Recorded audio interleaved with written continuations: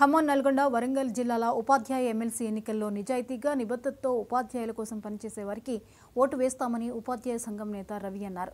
స్వేచ్ఛా వాతావరణంలో ఎన్నికలు జరుగుతున్నాయని, ఉపాధ్యాయుల్ని ప్రలోభాలకు గురి చేయొద్దని అన్నారు. దీనిపై మరింత సమాచారాన్ని మా ప్రతినిధి చిరా రవి అందిస్తారు. ఎన్నికలకు సంబంధించినటువంటి ఏర్పాట్లు పూర్తి చేశారు. ఇప్పటికే ఏదైతే ప్రధానంగా 8 గంటల నుంచి సాయంత్రం 4 గంటల వరకు ఉపాధ్యాయ ఎమ్మెల్సీ ఎన్నికలకు సర్వం సిద్ధం చేసిన ఇప్పటికే మనం చూస్తున్నాం. ఖమ్మంలో ఉన్నటువంటి రిక్కా బజార్లో ఎన్నికల పోలింగ్ కేంద్రం దగ్గర ఉన్నాం. ఏదైతే ప్రధానంగా ఈ ఎమ్మెల్సీ ఎన్నికలకి దాదాపుగా మొత్తంగా ఉమ్మడి ఖమ్మం జిల్లాతో పాటుగా అట్లాగే ఖమ్మం, నల్గొండ, వరంగల్ 3 ఏదైతే జిల్లాలో ఉన్నటువంటి ఉపాధ్యాయ సంబంధించినటువంటి ఎవరైతే ఉన్నారో వారందరూ కూడా ఇప్పటికే ఏదైతే తమ ఎన్నికలకు సంబంధించినటువంటి ఓటింగ్ వేసుకుంటున్న సందర్భం నెలకొన్నది. దాదాపుగా మనం చూస్తున్నాం పోలింగ్ కేంద్రాల దగ్గర ఇప్పటికే ఉపాధ్యాయులు ప్రధానంగా ఐదుగురు అభ్యర్థుల మధ్య ప్రధానమైనటువంటి పోటీ నెలకొన్నది. పోటీ చాలా రసవత్తరంగా కొనసాగుతుంది. ఇప్పటికే సంబంధించినటువంటి రాజకీయ పార్టీలు ప్రధానంగా ఎమ్మెల్సీ ఎన్నికల్లో పోటీ చేస్తున్నటువంటి వారికి మద్దతు ప్రకటించాయి. ప్రధానమైనటువంటి అభ్యర్థులుగా ఉన్నటువంటి వాళ్ళు చాలామంది ఉన్నారు. ఇక్కడ ఉపాధ్యాయ ఎన్నికల్లో అంటే సంబంధించినటువంటి దాంట్లో ఓట్లు వేసినటువంటి సార్ చెప్పండి, ప్రధానంగా ఎమ్మెల్సీ ఎన్నికలకు సంబంధించిన థియరీ ఎలా ఉన్నది? మీరు ఓటు వినియోగించుకున్నారా? దాని పరిస్థితి నార్మల్ నడుస్తుంది.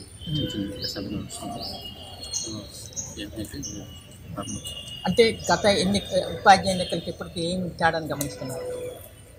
ఈసారి కొంచెము క్యాండిడేట్స్ ఎక్కువ మంది ఉన్నారు. మెయిన్ కాంపిటీషన్ ఇచ్చే క్యాండిడేట్స్ కొంచెం తగ్గబాటు నడుస్తుండొచ్చు.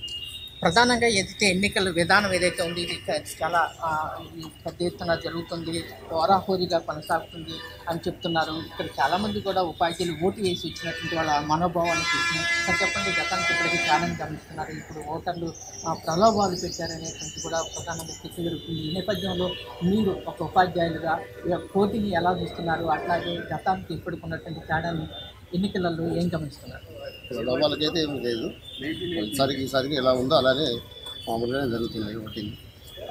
నిర్ణయం మీద మేము ఓటేస్తాం. వాళ్ళకి ఎవరైతే సేవ చేస్తారో వాళ్ళని ఎన్నుకోవాలని ఉత్సాహంగా ఉపాధ్యాయులంతా ఎదురు చూస్తున్నారు.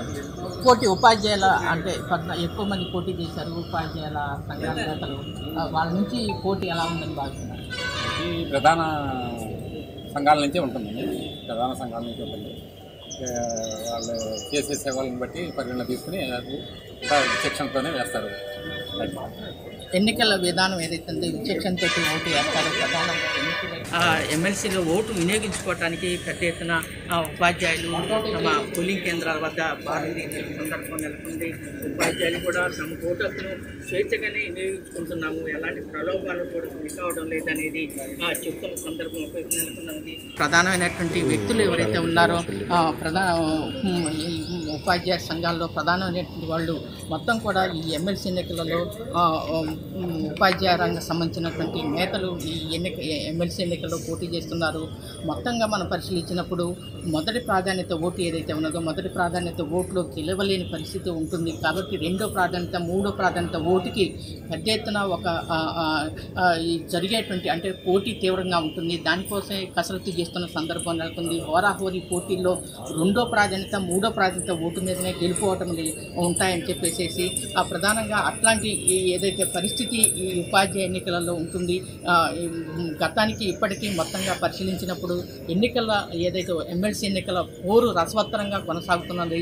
మొత్తంగా ఎవరు గెలుస్తారు, ఓటమి గెలుపు అనేటువంటిది ఏదే ఉన్నప్పటికీ కూడా మొత్తంగా ఎమ్మెల్సీ ఎన్నికలు అనేటువంటి మొత్తం ఉపాధ్యాయ రంగానికి మొత్తంగా ఉపాధ్యాయుల సమస్యలు ఏజెండా మీద తీసుకొచ్చేటువంటి అభ్యర్థుల్ని గెలిపిస్తామని చెప్పేసి ఒక నిబద్ధతతో ఉన్నటువంటి వాళ్ళు, అట్లాగే ప్రజలకు సేవ చేసేటువంటి వాళ్ళని గెలిపిస్తాం